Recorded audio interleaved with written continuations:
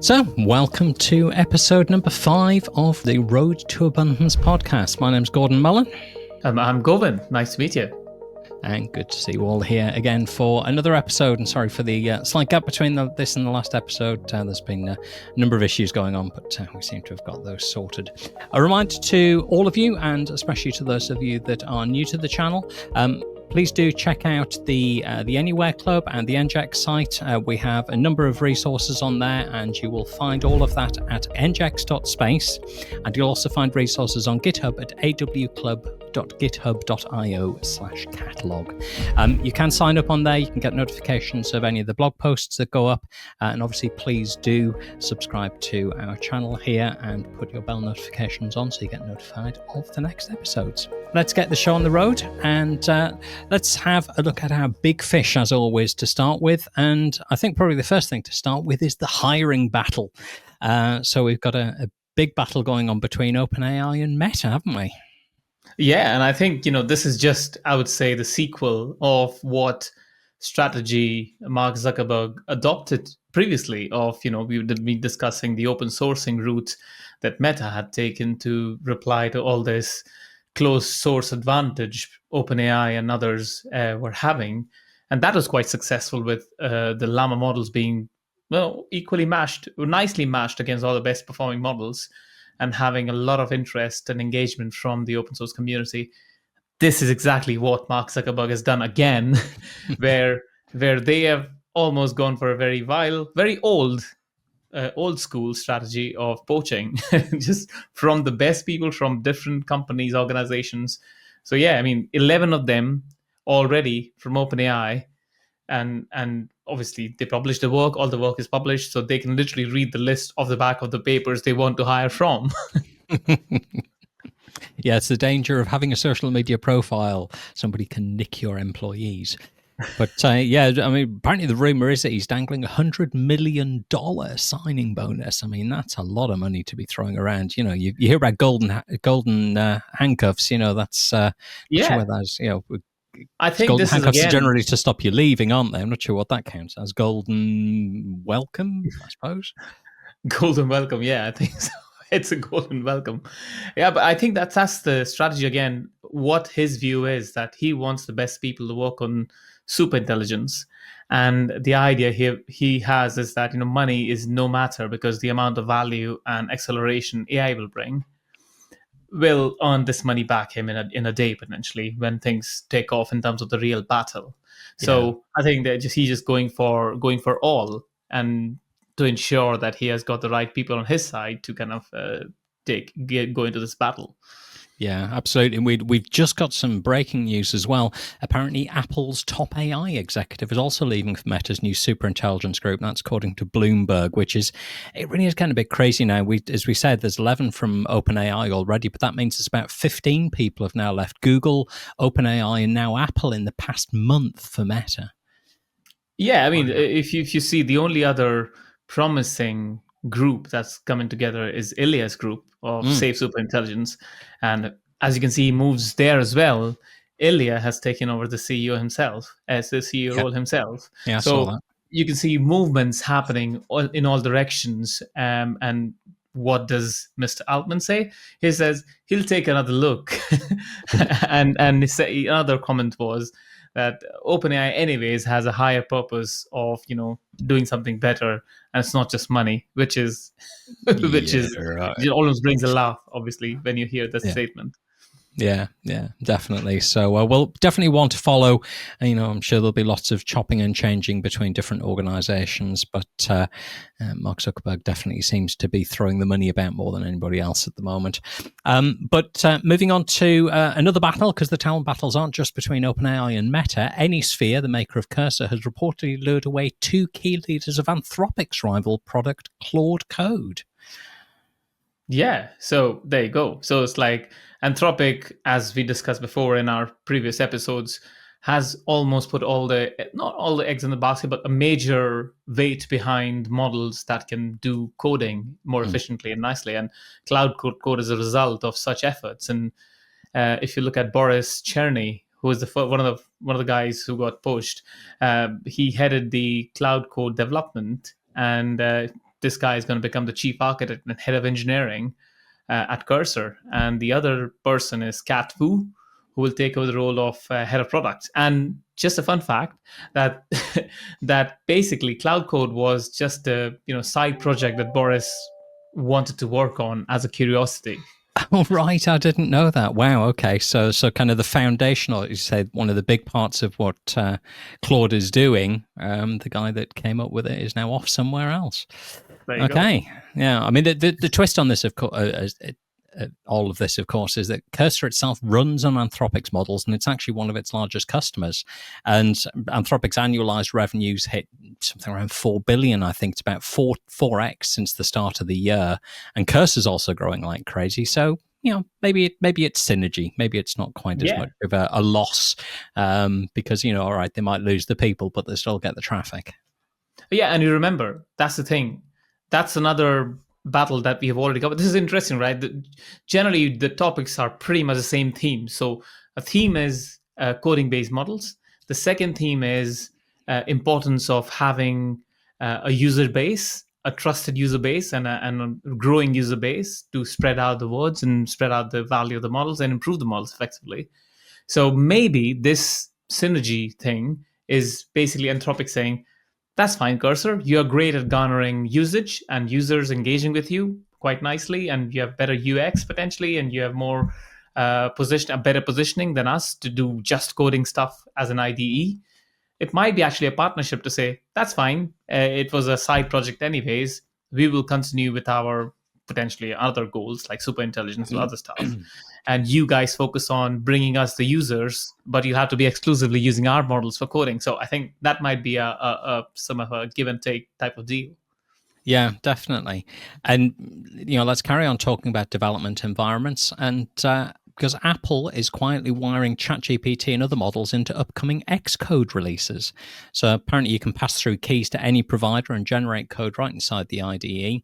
And ChatGPT integration works without a ChatGPT account, but paid users can link theirs for higher limits. And Apple's also promising hooks for local models soon. I think that's interesting. And Apple also, this statement that Apple has promised the hooks for local models, I think that's telling us that Apple is waking up to the reality of how closed source can it really make things. And I think this is almost showing some glimpses potentially of a positive change within Apple to not be as closed source as they are at the moment. And so, it just in the same vein, at WWDC, Apple really revealed an on-device local LLMs that developers will soon be able to tap into. So there you go. So that they're opening that up as a developer utility where the model itself is roughly on par with Qwen 2.54b and Gemma 3.4b, which are again other option of small on-device models. And these are quantized to 2 bits per parameter, which means 30 tokens per second on an iPhone 15 Pro. So obviously, if you see hardware updates, that might lead to better performance as well. Yeah, and I think this is a really key thing for Apple. They've always been so hot on privacy and security. So being able to run the stuff on device, obviously, their M series of chips, and we've seen fantastic AI performance out of those. But being able to take these models down to a size where they will run on the phone that's in your hand, I think is a hugely strong thing for them. Obviously, any heavier jobs are still going to fall back to a beefier cloud model, but there's an awful lot that these small models can do on devices that have the horsepower to run them. And obviously, Apple's iPhones are a good example. Yeah, and this is, again, it's just brilliant that how it syncs up with the agenda of our podcast. Basically, this is another battlefield, which is a device battlefield. Yep. And Apple sure don't want to lose the top spot. So therefore, this is not a small play. They might say it's a small play because people never really open up to their core strategies, but this might be the main strategy for them going forward to convince the developers that, you guys, you can build on secure local on-device LLMs that people will be more relaxed with using, because at the moment people just are typing any personal information inside ChatGPT without worrying about anything, just because it's the first mover and people trust it. But then when Apple brings it, they will ensure to market it out to say how your information in these models can be a prompt engineer to be stolen, or by prompt injection, other techniques, and why using an on-device LLM is better for you for certain purposes. So there you go. That's a new battlefield up for the grabs, and people are gunning for it. Yeah, absolutely. And to take it to completely the other end, and to go back to talking about OpenAI, something that definitely will not run on your iPhone, is OpenAI's recent announcement of O3 Pro. So OpenAI have rolled out API access to their most powerful model. They're saying this gives a big jump in math and code benchmarks versus the regular O3. And the pricing for this one is $20 in, $80 out. So text and images in, text out, 200,000 context, and 100,000 output window. And you also got that in the Pro and the business plans. And regular O3, by contrast, has got 5 times cheaper. So that was $10 in, $40 out, and it's now $2 in, $8 out. So that's 10 times cheaper than O3 Pro, and obviously, 5 times cheaper than it was. And this is just a continuing trend, isn't it? Seeing the costs of what were these frontier models just a very short time ago dropping in price radically. Yeah, and that's almost like the other, the opposite of the Moore's law, of these abilities, or maybe the same vein. You can look at both angles, but this is bound to happen with improvements that people will find with these types of things. And it's not really an advantage, because if you see, Chinese models as well have been able to show 10x improvements and making them cheaper, because a strategy for making something cheaper in terms of sharing the weights, or sharing functionality, it becomes very fast. It gets diffused really fast into all models. So again, I don't think this is an advantage, but it's definitely a reprieve, because you can imagine $10 in, 40 out is now 2 in, 8 out, which is what they want to be able to do to garner usage. Yeah, definitely. And it's the intelligence is becoming democratized, and then we'll get artificial general intelligence democratized, and eventually, I guess, artificial superintelligence democratized. So certainly at the moment, it's a continual arms race in terms of capability, kind of ascending, and then another sort of arms race, I guess, or race to the bottom in terms of pricing. Because if it's no good having the world's best model if nobody can afford to use it.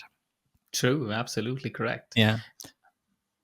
And then obviously, in the same vein, what OpenAI has done just to bring out the message, because this is another key thing, to talk to the user base, to reach out to the user base, and to share the goals and roadmap with them. They've launched a podcast.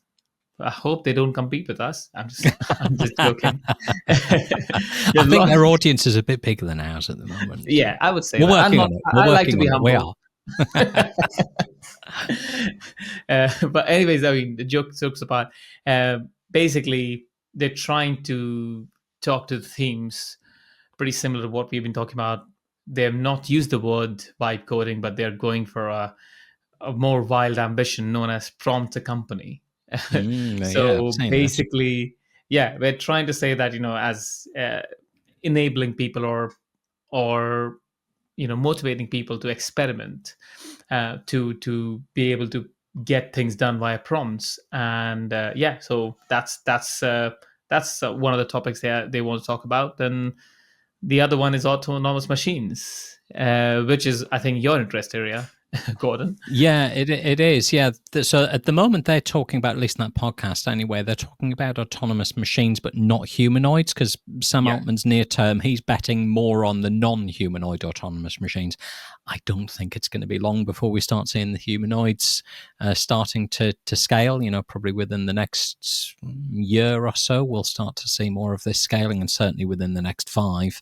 But yeah, he's probably right on that score, I think. Yeah, it's in that kind of ballpark, you can say. And and effectively, humanoids is just, I would say, just like the model said, it's just another mode, image, video, just expanding it. Yeah. Why not humanoids or actual physical robots? It might just be a literally extension of what they want to do. So on their roadmap, the physical form of robots or autonomous machines might just appear, just because of the maze they're trying to traverse. It might not be possible to traverse even further without actually having a physical manifestation of autonomous machine, they're calling.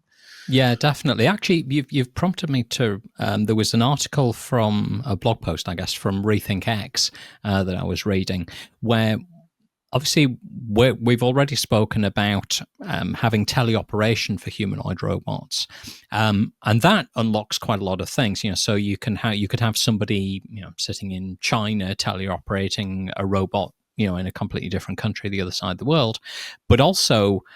I don't think what people are appreciating is what you were just saying there, with the models being able to kind of jump from machine to machine. So if you've got your own personal AI assistant that's got used to working with you, really understands you, and you travel, for example, you don't necessarily need to take your personal robot with you. You just hire a one at your destination, and your AI model drops in and operates it. Yes. Or having different, whether it's one model that can do lots of different things, or different models for specialist tasks, but the same robot could be, a nanny in the morning and a gardener in the afternoon, and, your exercise buddy in the evening, and then working on a construction site the next day. Or it really so it's does almost unlock like a huge amount. digital twin of yourself, and an extension of your, become another organ for you to kind of almost blend into you and become you when you need, depending on where you need help. And I think this is something we should include in the next episode as well, where, because you mentioned being able to run your models on not being dependent on a physical device. I think that there was a paper I was reading, just a summary of last week, where they are actually working on this, where the actual processor or the compute or the foundational environment, even the base model, will be available to you to run that without leaking anything out to the base model in terms of weight. So it's interesting that there is work already happening in that area. Yeah, definitely. But let's get back to the podcast, because there's a few other things that OpenAI were talking about on that. So obviously one thing was GPT-5. Obviously we've had GPT-4 for a while. So GPT-5 slated for this summer. There are some naming tweaks coming, apparently, because I know the naming is confusing people, including us, I think, from time to time. But ChatGPT remains ChatGPT. But if ChatGPT's out, do listen out later in the episode for some news about Grok. We've got some breaking news on that one. And there's also obviously that new device with Jony Ive that they've got. So go on. I think there's a bit of delay. Oh, okay.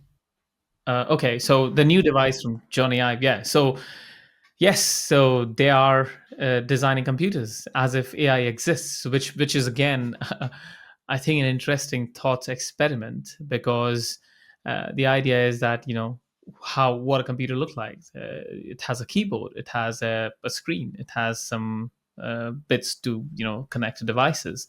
That's just the default. But then this is what the magic of Apple design, Jony Ive unlocked, to say we rethink devices not being build on the foundations of what already exists, but rather rethink completely. And that's why the statement "as if AI exists" is quite interesting, because they want the device to be context aware and trustworthy.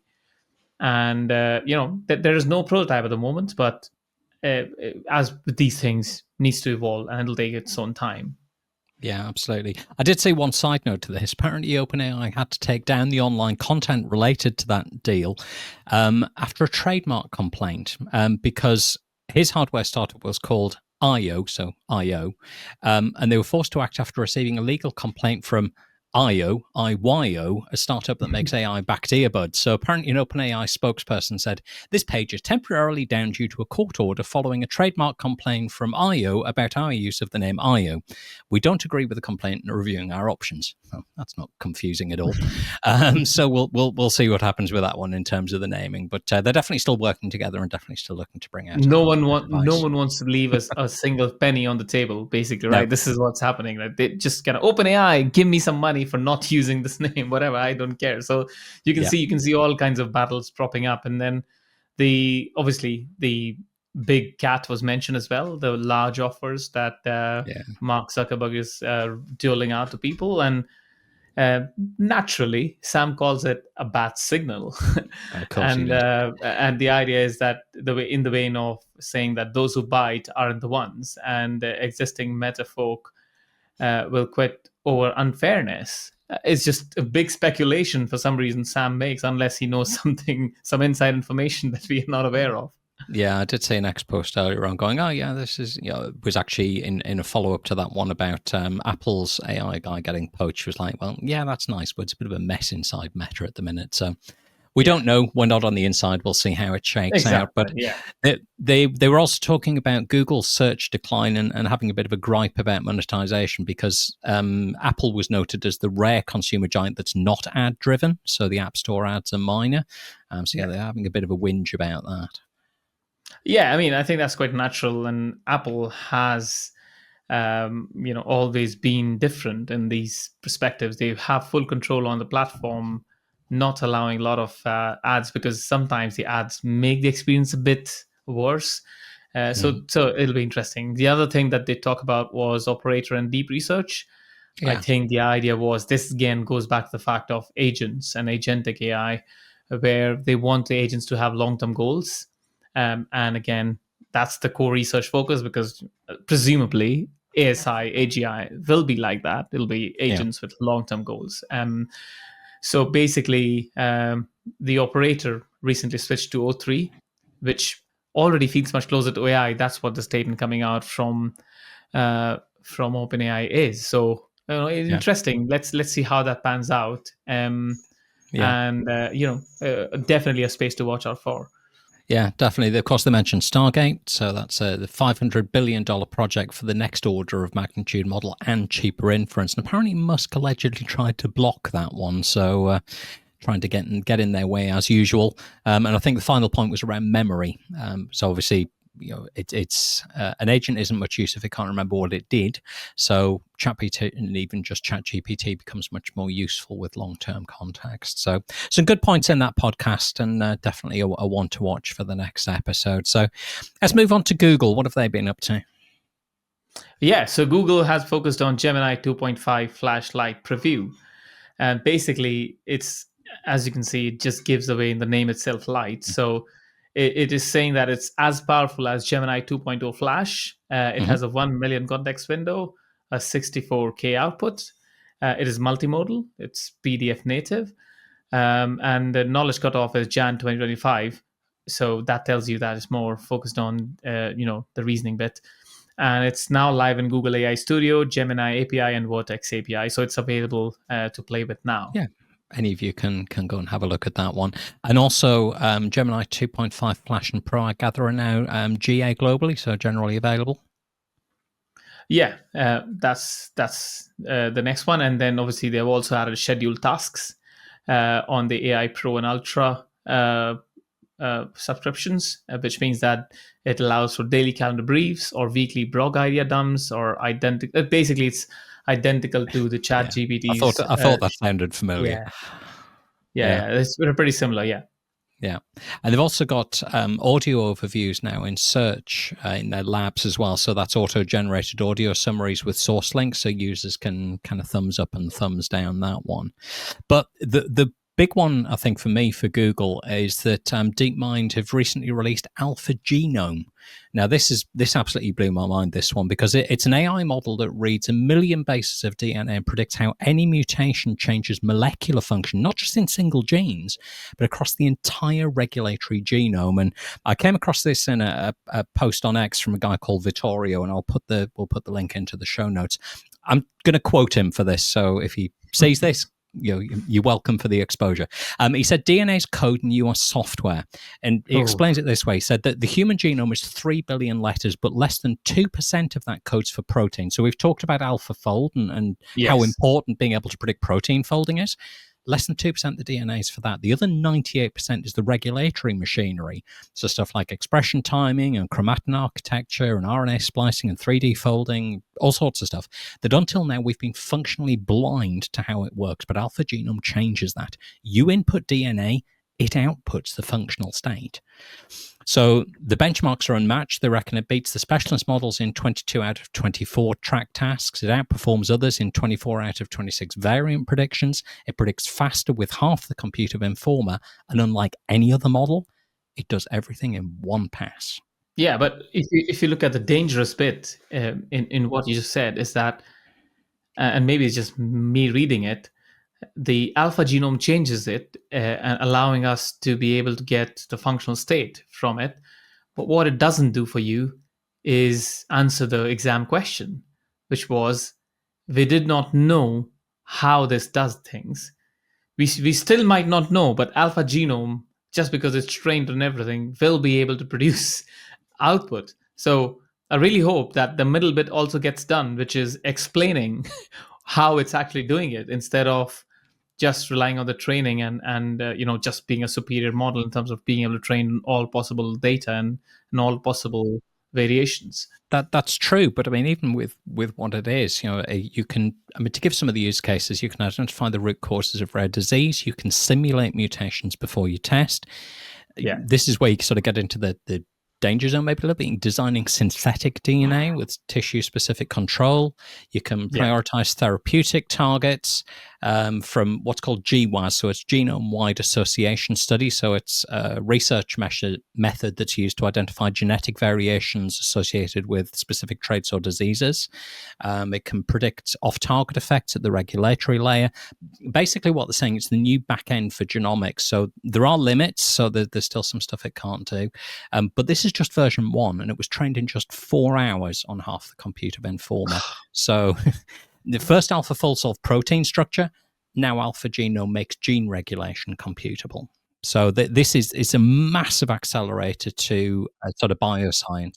It is a big step. And as I said, I mean, I'm not pessimistic, but I just want to be careful that there are decisions made in there where, because it's so complex and there's so many layers of weights and different complexities in there, that deducing the steps, and I agree that you can simulate it and you can do a lot of things, that again doesn't answer the primary not physics, but primary biological question of exactly how it works. And I think that scares me a little bit. But I think I said, great achievement, just 4 hours with half the compute of Informer, which is like another model. And you can imagine that's just a big step ahead. Yeah, and they're releasing the API first, but they will be releasing the full model because, like all of these things, they're open sourced. So you'll be able to get under the hood of it and see how it works. Now, I mentioned Grok earlier on, and again, we said GPT-5 is predicted for this summer. There's going to be a live stream reveal of Grok 4 at 8 p.m. Pacific time tomorrow. So at least as we're recording this, so that'll be Wednesday the 9th of July. And Tyler Storm, who's is labeled as reasoning and stuff at XAI, said it's a good model, looking forward to the reaction. But he did follow that up with a graphic labeling that as Tyler's epic understatement. So it's going to be interesting to watch that live stream tomorrow and see what Grok 4 can do. Yeah, I think honestly, you can't underestimate Elon and his mission-driven, goal, his mission-driven way of doing things, and he's always, as he claims, I mean, other controversies aside, he never changes his goals. So I think that that means that he's able to pull the right kind of people together, not just by the money, but also by the mission that he's so strongly, following up on. So yeah, definitely something to watch out for. I'm going to be, and obviously, like we always do, we will give you a rundown in next episode of exactly what our reaction and our understanding of implications for people and enterprises will be from this model, for sure. Yeah, definitely. And that's not the end of the news about Elon stuff, so we'll come back to that one a bit later on. But in the meantime, let's move on to Mistral. Yeah, so they've announced Mistral Compute, which is its own AI cloud infra, which basically includes the GPU rental, orchestration, PaaS, bare metal, basically a vertical stack in partnership with NVIDIA.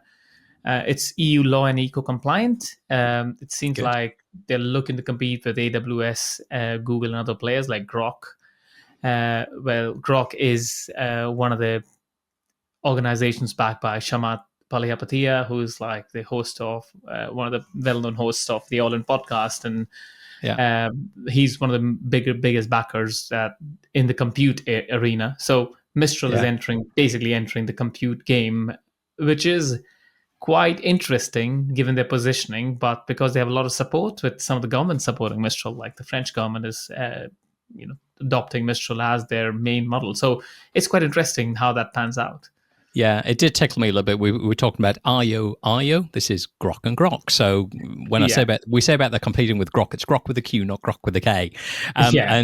And you're absolutely right about the French influence on this, because they've also released their first open source reasoning model, which is Magistral Small 24 billion, and closed Magistral Medium, which they reckon is a DeepSeek R1 class, which are already in Le Chat and Les Plateformes. Ooh la la! Yeah, it's all up there with the French. It's all French. Yeah. I mean, that's that. You can see this is again another innovative strategy of Garner usage, is make it very specific to a location and language, and you ensure that you get first dibs on users of Le Chat and Le Platform, because you get your French user base consolidated, which is quite interesting. Yeah, cool. Well, let's go from France over to our Asian side of the world and China. So we've got MiniMax M1, and that's a new one out there. So 465 billion, mixture of experts, so 45.9 billion active. They reckon it outperforms DeepSeek R1 and sometimes O3 as well, per the company benchmarks. And this one's got a million token context with two thinking variants, so either 40,000 or 80,000 tokens, and scores 56% on SWE bench. So that's a pretty great result for an open source system. Yes, I would say that's like very, very impressive, and Yeah. I think that's almost considering the story that everyone is keeping each other honest, and models Definitely. from China are very good at doing this. So you have Elon, you have OpenAI, you have China, you have Mistral with a different strategy, Claude, and so it's very interesting to see all this panning out. And in the same vein, in China, we've got Hailou O2 video model, which is, again, we saw other Chinese video models coming up earlier, but now they come with Hailou O2, which is an 1080p. And the main promise, and the reason why I'm mentioning them, is they promise accurate physics, which has been quite a challenge, because if you see that if subjects are zoomed out a bit, the face detail and things might go out. Google VO3 is quite good, but there's still some unnatural expressions going, and hand gestures and things that still need to be figured out. So definitely worth watching out for what Hailou O2 comes out with. Yeah, the physics aspect, when you see sort of bouncing balls and things, it's one of those things that you don't have to understand the physics equations, but on a gut level, when you watch, you just kind of go, that's you can tell. quite right. Like it just doesn't feel right. And that's the only hope that we have, actually, to be able to tell. Well, I suspect that's not going to last very long. There's an awful lot of them now, which is like, okay, that's just so good. I really can't tell. And the last one I think we wanted to mention out of China was ByteDance's Seedance 1.0. So another text to video model. And they're claiming it's the best fidelity versus Google VO3 that we've mentioned, Kling 2.0, OpenAI Sora, allows you to generate 5 seconds full HD clip in 41 seconds. So it takes 41 seconds to generate a 5-second clip, is what they reckon. So yeah, also worth having a look. And we've got a few other sort of quick news stuff to go through. So in the models area. So let's start with Arc. Yeah, Arc. So Arc, basically, they've went through a sunsetting exercise, which is interesting, to reinvent yourself, rising like a phoenix. So at least that's what they intend to do. So the browser company have opened a beta of its new AI-heavy browser. So they have sunset Arc now. So Arc will not be available anymore. But they're going to be launching the AI-heavy browser Dia. And their focus, again, is to think about the user interface of the future where AI already exists. So it'll be interesting, and I'm sure this will be something to watch out for. So they've released some notes on it.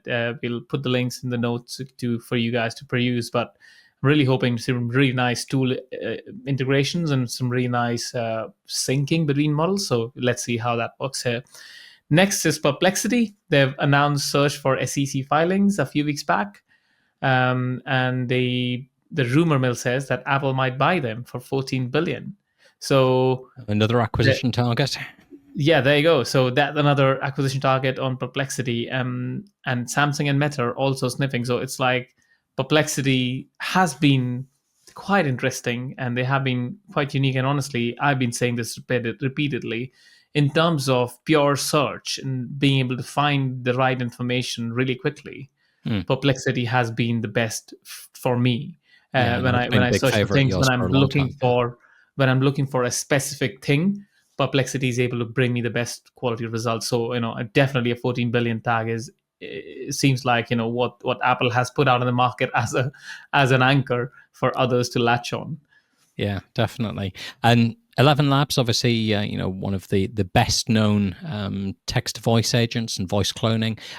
They've launched a Siri style voice agent, 11.ai, and that's got RAG, it's got Perplexity, and it also has 5,000 different voices, or you can create your own. So I think the challenge we've had with a lot of the AI agents and sort of voice chatbot stuff is a lot of them sound awfully the same.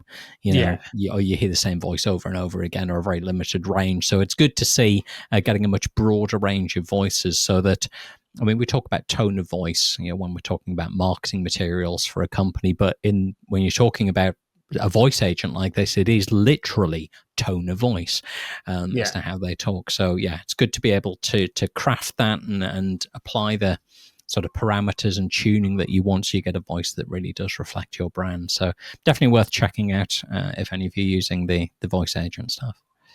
Yeah, absolutely. And let's continue with Google. So Google's NotebookLM has added some more languages, like Belarusian is added now, and it's one of the first major services to support Belarusian as a language, because Russian is predominantly spoken in the region, but Belarusian specifically to be added to is quite interesting to people who speak that language. I think Yes. honestly, it's like another way of defending or preventing the languages from dying. Yeah, Honestly, I because agree. sometimes that's what happens, right? You hear about the last person knowing a specific dialect of language, Yeah. and but if notebook LM knows it, that's what you need to make the language live further, which is Yeah. quite a positive story coming out of the AI It arena. is. I mean, this is kind of the modern day equivalent of the scrolls written in an ancient language, and now it's documents in an LLM model that can speak to you in the language that information was originally gathered in or recorded in. So, yeah, I think Exactly. that's really cool. So, Midjourney. Of course, we haven't spoken about them for a little while, I think. So, Oh yeah. Midjourney V1's image to video model Animate. This will take any image or turn any image into a 480p, 24 frames a second clip up to about 16 seconds. It's 8 times the cost of an image, but still 25 times cheaper than the rivals. And they've got a video relax mode in testing. But a bit of a cautionary note: Disney and Universal are currently suing them over copyright. So we'll see how that one turns out. But Yeah, and again, yeah, that'll be an interesting conversation, right? Because this has been a challenge with Sora, with Midjourney, with everybody yeah, in terms of where we draw the line of copyright. So I think that'll be interesting decisions coming out of the court decisions. But hopefully, the regulators are keeping track and not trying to restrict competition and restrict development, because depending on geopolitics, some players will just not worry about these things as blockers. They'll just continue. And that means that whichever geographical location restricts this will be losing the AI race. So it's quite an interesting yeah. dynamic It's there. difficult. It's difficult balance to strike, isn't Yeah. it? So, And then we okay. have the Runway NY AI Film Fest. So Oh, the New again, York AI Film Fest. Yeah, I heard about yeah. this. Loads So of you can submissions, wasn't imagine, there? yeah, it's 6,000 submissions. Wow. And you can see this is the thing, right? We talked about the movie Flow, which won the Oscars for the best animated movie. It was Yeah. fully built, developed, wrote, directed, everything by a single person. It might have used some AI, might not, we don't know. But you can imagine fast following that, 6,000 submissions on a New York AI Film Festival called Runway. And the Yeah. winner is Total Pixel Space by Jacob Alder. They've won the best short AI movie. Yeah. And basically, the idea of all this has been that AI gives you the enablers for being Mm. able to create the best experience in the storylines and the storytelling and cinematography and camera angles and other aspects as tools to these talented genius people who can think about these storylines and come up with uh, the prompts and the inputs into these models, not looking at replacing them, Yeah. rather making them more creative. Yeah, it's a theme we keep coming back to, isn't it? This point about, yes, AI enables many more people to create in the same way that, social media and smartphones and things enabled so many more creators. But that then means, there's a lot more slop, if you like, out there, whether it's human created slop or AI created slop. But it then places an even higher value on taste and creativity and being able to come up with the ideas and the way of guiding these tools or using these tools to create content. It's like the shift from manual editing to Photoshop. We're seeing this now with the AI tools as well. Exactly. And I think this is again something we did talk about before as well. But the key thing that I see happening is that will there be a ceiling to creativity where just because of how the models have been trained, I mean, for good or for bad, internet has just been around since 1990, and people have not been drawing all their creative pursuits from the internet, and the creativity comes from a broader experience, clashing of cultures, people coming together from different parts of the world, or people experiencing something in real life somewhere else. Whereas if you want something in your mind and you type in a prompt, it might generate something that's good enough. But as human, as you said, taste is very important, and not compromising for what you want. Is saying that even though AI will come up with the best of the best, you still will have to strive harder and prod the AI and the LLM harder to actually go deeper, to actually create something new rather than just accepting what the LLM has come up to you. So slow creativity. And I think it's a good thing if it enables slow creativity and allows for it. Doesn't go, like with me, for example, I get frustrated with if I'm vibe coding something, it generates a very great first drafts. But if I want to play around with it, modify it, and come back to it and fix some errors, you end up in a loop. Even with the best models, you end up in a very weird loop where if something is fixed, something else breaks, and that's all because maybe it's context window, or maybe it's like what you said, it's AI generated slop. You become more garbage generated and more garbage and multiplies more garbage, and then you end up with a lot of mediocre content coming out, which is a good thing in the short term for real people who do real things. But it's an interesting arena to watch out for. It is, and I do wonder if perhaps once the AI models are embodied in robots that are roaming the world, that then opens up a new source of input, stuff that's not just on the internet, that are real world human interactions, that are perhaps those clashes of culture. That will then become input for the next models. So something to think about, something to chew on, I think. So changing subjects a little bit, Europa's finally got its own open source LLM. So they've got EuroLLM, which is a 22 billion text, and then there's 1.7 billion and 9 billion vision model, and also a small mixture of experts. Running on Apache 2.0 with a 4K contact. It's not really anything to write home about, but worth people knowing about.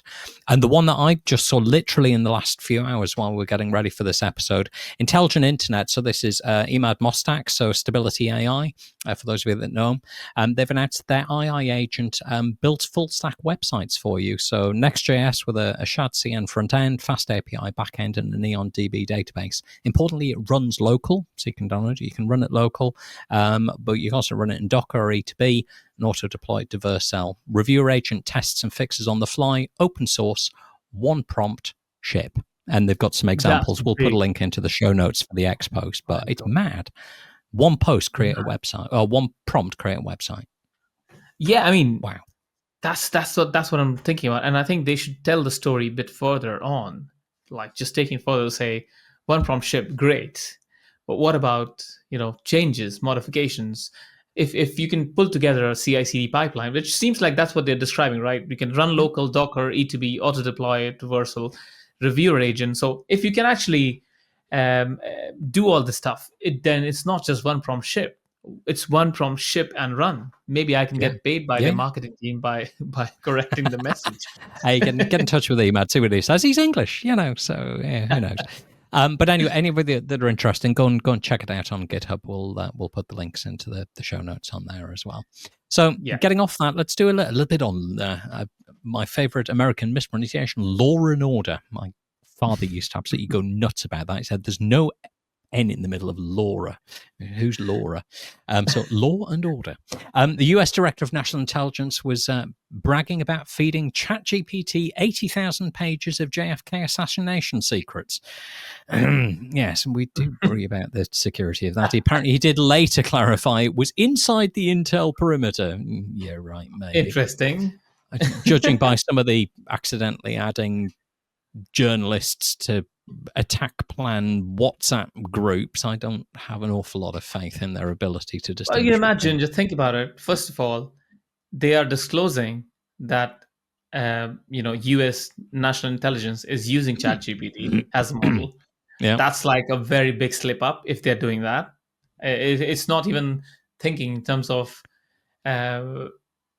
even questioning it, because even nobody's saying in public that ChatGPT is safe for use for secrecy and other purposes. No, but this is almost like the slip up saying that it is being used quite widely within the US national intelligence. Yep. That's quite dangerous because if the security of it is not being worked on, why are we even using it? And then what do the guy mean by inside the Intel perimeter? That is just like trying to saying, cover his arse, I think. Basically. Yeah, it's just literally that statement of covering himself. But in reality, anyone with a head on on the shoulders know that this is just a garble. It doesn't mean nothing. So you can say it's something dangerous coming in that direction for sure. Yeah, and there was a court decision about copyright as well, wasn't there? Or sort of copyright related decision, since we were talking about that earlier. Yeah, so basically it's between publishers versus Anthropic, and the court decision ruled that training AI on books is legal. Pirating still isn't, but training AI on books is legal. It's interesting, right? That's the thing. So if AI is reading it, summarizing it for you, it's almost like reading a newspaper summary of it, right? So if it's not illegal to publish a newspaper summary or a blog post about a book, training AI using it is pretty much same, right? It's just having a blog post that's generated every time you open it. Is it not? So it's like, I agree with that kind of decision to say that, training AI on books is bad, which means the only thing that I'm worried about is that people say, is it going to be profitable writing any books anymore? Because people will just, ask ChatGPT to summarize it for them. Yeah. But that's, again, an opportunity, because you can then think about, how can I get paid with AI pinging my content and using it for the purposes of giving answers? The authors might then become richer by being ahead of the curve and generating something that they can almost make pure. Yeah, I mean, there's a couple of things that brings to mind. One is, obviously streaming kind of analogy, where people don't buy CDs anymore; they just sort of stream individual songs, and you get tiny sort of small payments for those, which has caused a problem for a lot of creators because they're not getting as much money as they used to. But it then raises the value of live experiences. But the actual implementation of that, just thinking about what you said, and this will be right in your wheelhouse, is perhaps sort of blockchain, smart contract type stuff, where you say, all right, every time you ping my content, or my content is used as part of an answer that's generated, I get a small micro payment in a cryptocurrency, which I can then spend on something else. Exactly. And if you see, the precedent is already there, because in the last episode we did talk about Brazil actually enabling, and this is not for the same purpose, but at least they enabled a data account for all their citizens, where everything, yes, they did, didn't they? All your personal data is in your account, and you give permission for people to use it. Right. And if they choose to use it for, to target something to you or use you as a statistic, you get paid a really small amount, but you get paid for it. So it's not as if you're talking about imaginary world. This is happening now. And on that front, we should also include a section next time on the latest on the blockchain, because the biggest challenge with blockchain after quantum computing came out is the current SHA 256 algorithm, encryption algorithm, strong enough to defend against quantum. Yeah. There has been some movements and some innovation of making it more secure, Okay. which is something we should cover in the next episode potentially. Yeah, I'll leave that one to you because that's definitely Yes, your I will specialist bring it area. home. Yeah, cool. So moving on to science and technology, we were talking about AlphaGenome earlier on. Another new one that's out is Chai Discovery have launched Chai 2, which they describe as a major breakthrough in molecular design. And they're saying it enables zero-shot antibody discovery in a 24-well plate and exceeds the previous state-of-the-art by over 100 times. Again, we'll put the link in the show notes. So I'm just going to quote a little bit about what they said. They said, in just 2 weeks, we generate molecules and synthesize and characterize them in the lab without any iterative optimization or high-throughput lab screening. And we believe these results mark a transition from empirical discovery to deterministic molecular engineering.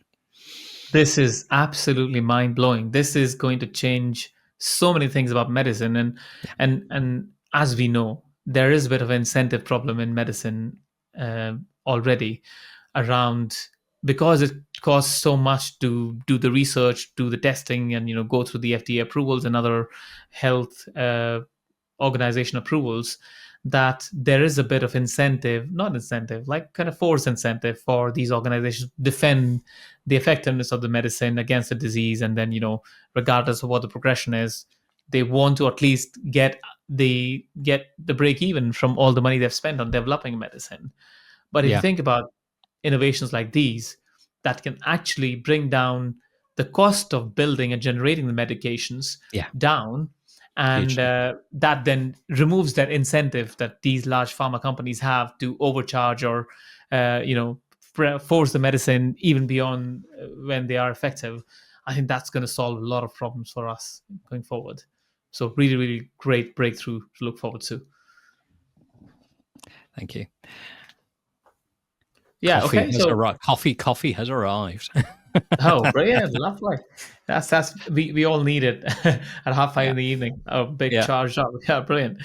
Move on to China then. China keeps surprising us. There's now Robo football.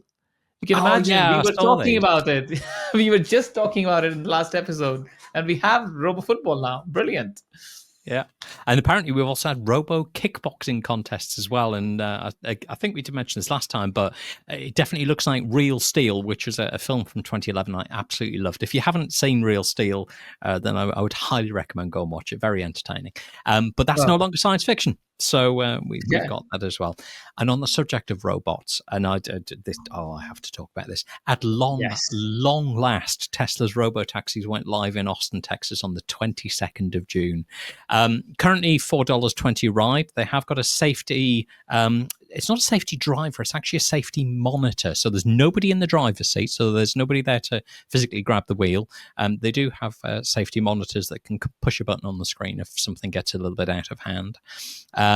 But for those of you that haven't been following this, unlike Waymo, which uses a lot of LiDAR and radars and everything else, Tesla's is camera only. Very human-like driving style. The reliability looked really good so far. So it's definitely one to watch, especially how quickly they expand and scale. And the next 6 to 12 months is going to be crucial to get a view on that. But I did watch one analysis from a creator called Connecting the Dots, and we'll put the link to the YouTube video into the show notes, who reckons that $4.20 fare isn't just a launch offer. What he reckons is it might actually indicate they're going for a kind of a flat fare zonal pricing structure, a bit like the London Underground, and possibly even subscription pricing, which would seriously disrupt car ownership and public transport as well. So, yeah, it's been a long time coming, but the Robotaxis are here. You can see this kind of workings of this, because this is the thing that Tesla is trying to break down, right? It's like they are charging premium for the really advanced products. So the Tesla's sports models, the best Model X's and the highest spec of FSD and everything is very expensive. But if you want to buy a really simple Tesla with no frills, you will get it for a very affordable price. And and then it's your choice to elevate your experience by paying extra money. And so I think that this is, I completely wholeheartedly agree with this model, where there's always a more affordable option, potentially a subscription model available. Say, oh, you're limited to 3 rides, 4 rides a week, but you can pay a very affordable price and you can help fill up the gaps of demand drops. Or, when someone is coming in and dropping you back, you might get a very cheap ride back, depending on your very affordable subscription. And then you can go for a very premium subscription where you say, oh, I will pay a higher amount of money, but I want to make sure that you prioritize me in comparison to other people, because I want priority, and that's my and then in that case, if I have that, the only reason why I would need a car is potentially going on a long trip in a weekend. Honestly, that's the only use case left. If that's the if I get something in the week, so I'm not driving my car in the week, and then potentially you might say, oh yes, you can do that as well, and they'll give you a flat rate for it. So you can think about this as an overall experience. Yeah, there's also You know, there's all sorts of ways they could do this. yeah, So it could be a subscription for unlimited rides. Kind of based on the models. yeah, The thing, there's quite a lot of implications people I don't think have fully appreciated. So surge pricing, which everybody hates for God. things like Uber, because they have to do surge pricing because they have to incentivize more drivers to come into Take up, the fleet and to provide the capacity. Well, if you've got a Robotaxi fleet that is much cheaper to scale, and there's much less of an issue of them sitting around doing nothing at quieter times. But also, they've talked about other income models like using the compute on the car as kind of distributed compute and kind of renting that compute capacity. Exactly. Also using those vehicles for doing deliveries as well at the quieter times. So there's so many other ways that they can monetize that fleet that then potentially it's actually just, and that's why if they do go for this kind of flat fee zone, it'll be like any time of day, a ride within, zone 1 is always $4.20. Any time of day. So it becomes incredibly predictable rather than going, oh, well, let's have a look at Uber. Oh, geez, look at the surge pricing. Right, let's have a look at Lyft. Let's see how much theirs is. You know how much your ride is going to cost ahead of time. If once you've used it a few times, you know what the zones are. Yeah, exactly. Yeah. I think it's going to be interesting, and I've been following this area specifically from an insurance perspective, because that's one of my personal passions of what I work on as my main job, and also what I try to read and research about a bit. So the interesting thing is that liability is going to be the key question. So insurance is immaterial in case, and I'm talking about personal insurance for the person riding in the car, or liability insurance that Tesla buys to remunerate and make people whole if they get injured while going in the robotaxis, is because in Uber they can tie it back to the driver, and obviously can disincentivize the driver from bad behavior by having them strikes to say, if you have these things, and you will not be allowed to drive an Uber going forward if you cause as many accidents, whatever. So there's a model in there because there's another party involved.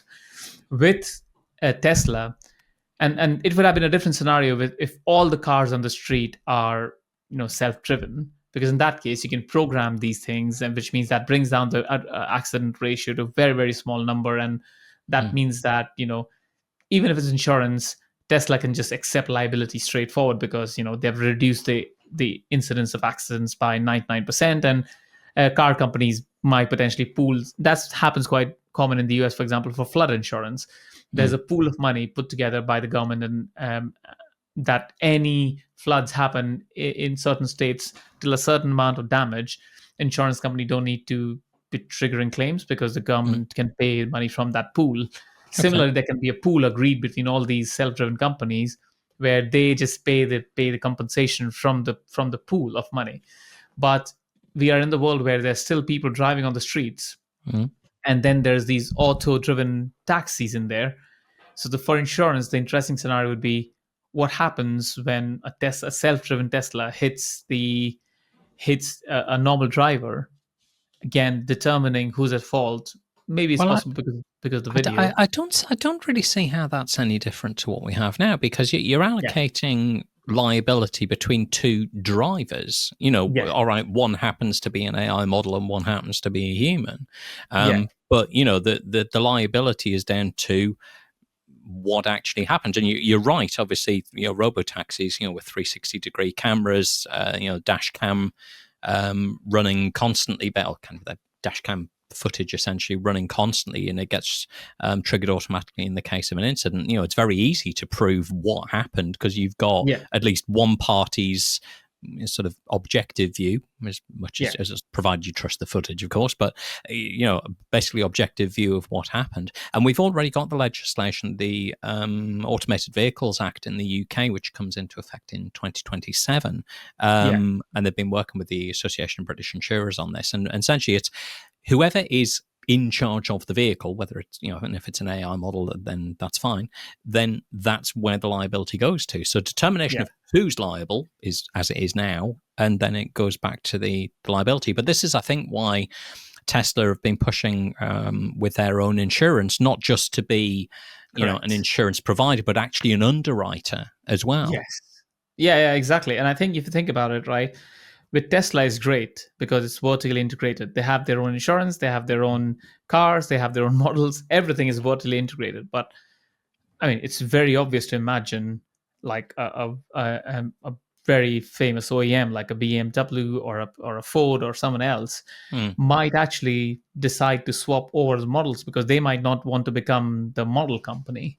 And they might use someone else's model. In that case, the liability situation will be very interesting again to say how much liability is the limitation of. And again, it's all possible, but again, it'll be just how deep the regulation needs to go because it might be that the model actually sent out a signal, but because of a drop of the communication signal between the model and the instrumentation, something happened. Okay. So then you go to the instrumentation company, or you go to the actual powertrain company, or so. It's. I'm just saying it's quite interesting to see how this evolves because if you remember, FSD before now almost expected you to be sitting in the driving seat. Yeah, to be the ready FSD to take supervised, action. be ready to take over, Yeah, and with Robotaxi, that big step has been taken away, which is interesting that has happened when, Republicans are in power in the US and Elon and other friends of Republicans can get some of the stuff done quite slightly easier than before. So it'll be interesting. I'll be doing some reading and maybe bring back my notes from what I find in terms of what was the step involved in terms of insurance discussions if the driver is not there anymore. Yeah, that'd be good. And obviously, as well as the robo-taxis, Tesla also did their first driverless delivery of a vehicle. And for those of you who are always complaining about Elon being late, they actually did this one a day early. They were aiming for the 28th of June, which was the Saturday. I think they actually did it on the Friday, the 27th. So basically, this is a Tesla Model Y that drove off the end of the production line, out the factory gates, 30 minutes across town and highways and city streets, and delivered itself to the customer's front door. Yeah. And the which video is is very, on X. very impressive. Yeah, it was fantastic watching. And there was a few questions about, does this mean there's a different model in the car? Well, yes, for the purposes of doing the delivery. So what they said was it was actually the Robotaxi data model that was driving the vehicle autonomously to the customer's door, and once it got to the customer's door, it then sort of reinstalled itself and put the latest version of FSD supervised, so 13.2.9. But that's what brings back to our point that you mentioned earlier is you can take your model with you, and because some of these things live on the cloud, it just can swap over to a different model when you need be. And I think if you think about it, is that not another angle to robotaxis where, for example, as a business strategy, Tesla might launch robotaxis in, zone 1 London or, center of Edinburgh, because that's where they know the demand will always be there. But if there's a taxi demand from outside the city, it might ping off to a privately owned Tesla sitting in someone's driveway because they've agreed to this. Oh, that's exactly what they're planning on doing. Yeah, exactly. So if low demand areas, you still get your coverage because Teslas are everywhere, and you get a nice Tesla, and obviously for cheap potentially because and obviously the owners will be incentivized to keep their Teslas uncluttered and clean, because if the Tesla they give out is not clean, or for example if it's not clean, the cameras can see it and say, guys, you can't have it because we'll go to someone else because the car is dirty or filled with filth or whatever. We'll not assign you a job, and we assign someone else's Tesla a job, which is exactly what I would say the scalability plan should be from a strategy perspective. Yeah, totally. And going back to what we were saying about the surge pricing, again, that's another way of dealing with it. You perhaps don't have a fleet that's big enough to deal with peak. You have a fleet that's big enough to deal with, perhaps sort of the median load. But then you supplement it with, privately owned vehicles. They've described it's a bit like an Airbnb model. When you're Yeah, not using it, you can allow it to be added to the fleet. That obviously means there's then a revenue opportunity for customers that potentially drives a lot of vehicle demand, because if you are willing, and there's people go, oh, but nobody's going to want to let their car be used as a robo-taxi. People rent their cars out on Turo and all the time. services like Yeah, this now. So this is not new. That's a nonsense objection, yeah, really. yeah, yeah. That's definitely a non-starter. Yeah, So, but if you can earn enough money from it being in the robo-taxi fleet part of the time, that could cover some or potentially all of your lease payments or PCP payments or whatever for the vehicle. So in the time that it's not in the robo-taxi fleet, you've got a free car.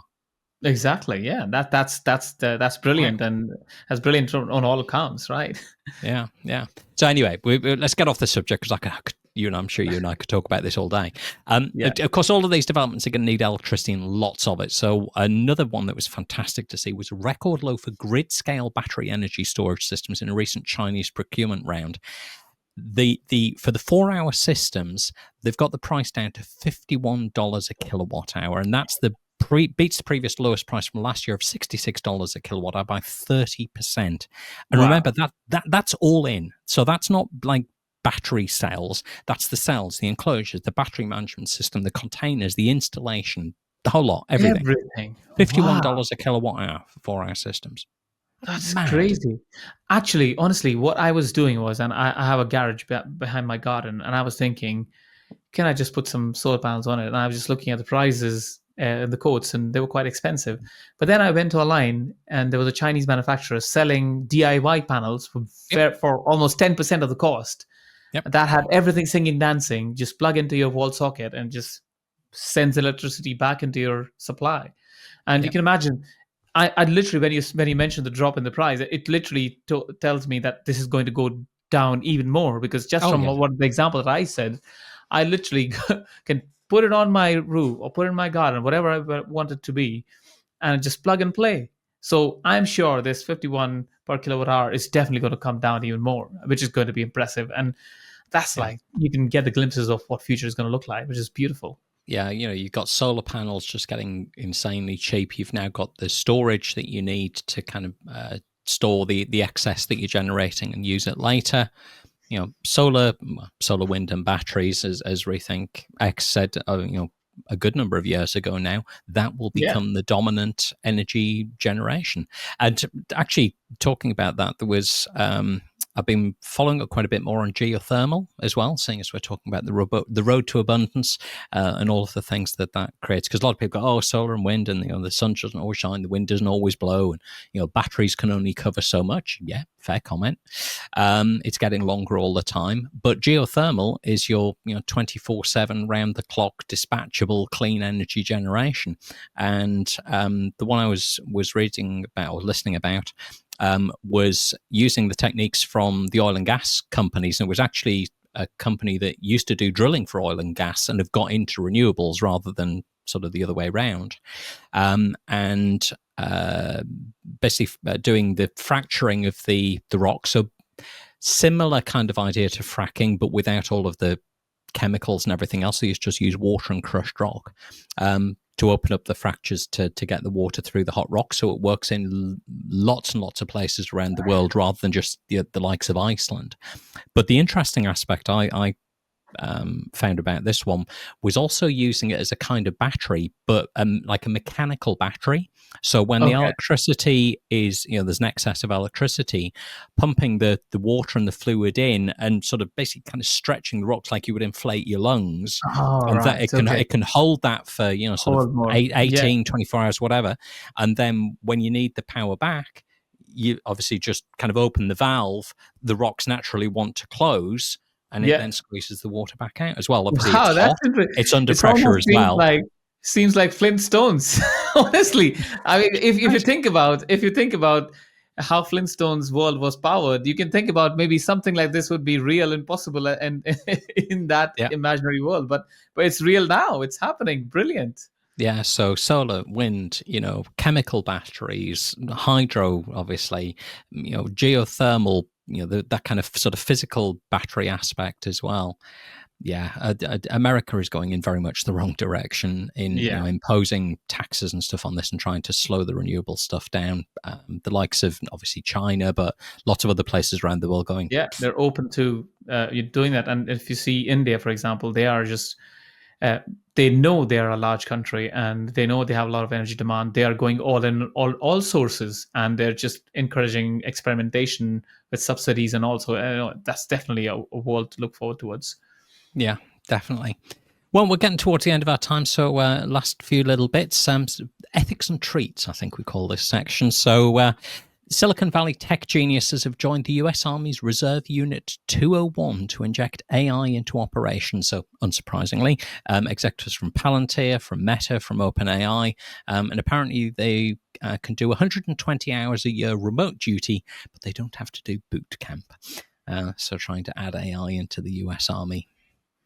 Interesting, and I think that I would love to be the fly on the wall, effectively, to hear the conversation, because I would say 60% of the conversation is about ethics and choices in terms of, if it's surveillance, I understand completely. But if it's decision making, that's where it gets really dark really quickly. And if you're sitting in a Russian war room or a Chinese war room, the conversation will be different in comparison to the US war room. So I think, definitely something to look forward to.